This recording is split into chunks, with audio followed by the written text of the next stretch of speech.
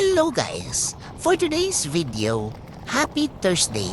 Panglimang araw na po namin naglalakad tuwing umaga at ngayong araw binalak ni Mamay pumunta sa bukid para maglakad-lakad. Kaya ayan, palabas na kami ng subdivision at makikita niyo si Kuya Pandesal na lagi namin binibilhan. Ngunit subalit datapwat, pagliko pa lang namin papunta sa bukid, nakita na ni Mamay ang mga aso lumabas mula sa bukid kaya hindi, pack up, uwi. Hindi kami pwedeng magbukid kasi baka habulin kami, hindi makakatakbo si Mamay. Kaya ayan, balik po kami sa loob ng subdivision.